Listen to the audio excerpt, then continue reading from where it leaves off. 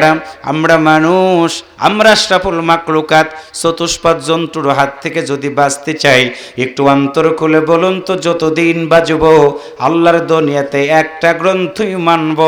আওয়াজ করে বলুন তো, তার নাম? আর একটু জোরে বলেন।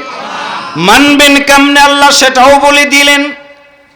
ইন্নাল্লাযীনা ক্বালু রাব্বুনাল্লাহ সুম্মা ইসতাকামু তাতানাজ্জালু আলাইহিমুল মালায়েকা আল্লা তাখাফু। এত সুন্দর করে আল্লাহ সুন্দর করে জানাই দিলেন, তুমি যখন ঈমানদার হয়ে যাবা, আমি আল্লাহ ছাড়া কাউকে মাবুদ হিসাবে মানা যাবে না। এবার একটু আওয়াজ করে বলুন তো, আমাদের তো একজনই রব, তিনি যেন কে? আর একটু জোরে বলেন। আল্লাহ বলেন, আমারে যদি রব হিসাবে মানো, আমি আল্লাহ বললাম শুধু মানবে না, ইস্তাকামাত, অটল থাকবে, দৃঢ় থাকবে।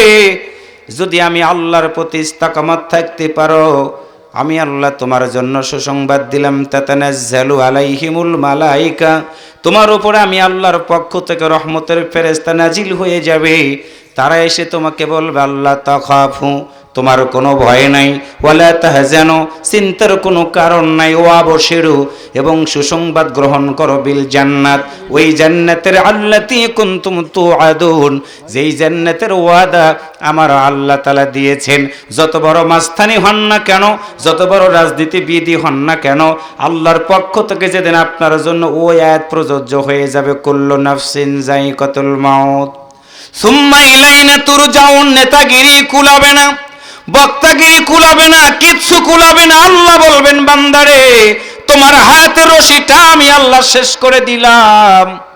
তোমার মা তোমাকে পর করে দিবে, তোমার বাবা তোমাকে পর করে দিবে, তোমার স্ত্রী তোমাকে পর করে দিবে, মাটির বিছানায় তোমাকে শোয়ায় রেখে দিয়ে আসবে, এমন একটা ঘরের ভিতরে রাখবে তোমাকে, ওই ঘরের ভিতরে কোনো সাথী থাকবে না, কোনো বাতি থাকবে না।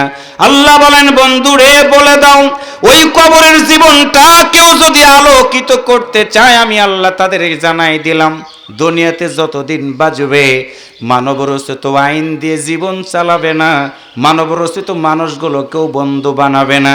ইমানদাররা যতদিন বাঁচবে বন্ধু হিসাবে মানবে আমি আল্লাহকে। আল্লাহ বলেন, আল্লাহু ওয়ালিউল্লাযীনা আমানু ইখরিজুহুম মিনাজ-যুলুমাতি ইলান-নূর।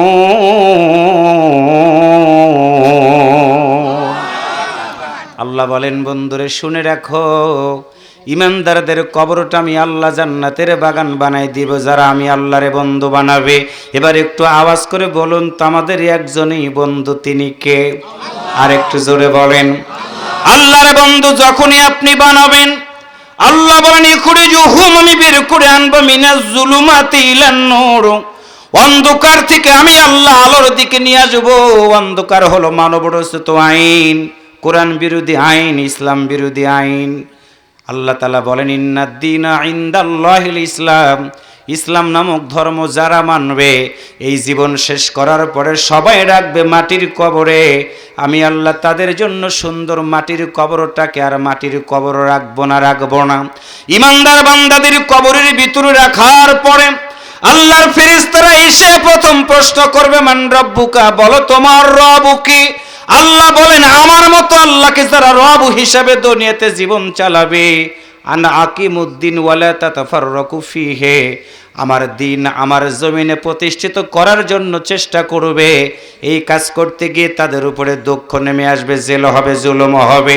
আল্লাহ বলেন, ওয়ালা নাবলুওয়ান্নাকুম বিশাইইম মিনাল খাউফি ওয়াল জুই ওয়া নাকসিম মিনাল আমওয়ালি ওয়াল আনফুসি ওয়াস সামারাত ওয়াবাশশিরিস সাবিরিন।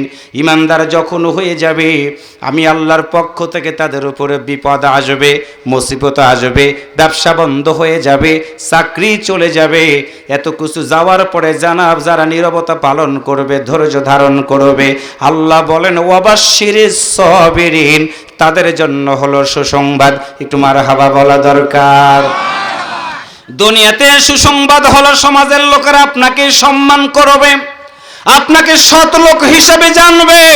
মৃত্যু হয়ে যাওয়ার পরে আল্লাহর ফেরেশতারা আপনার কবরের পাশে দাঁড়ায়া সুন্দর করে ডাক দিয়ে বলবে, ইয়া আইয়াতুহান নাফসুল মুতমাইন্না ইরজিই ইলা রাব্বিকি রাদিয়াতাম মারদিয়া ফাদখুলি ফি ইবাদি ওয়াদখুলি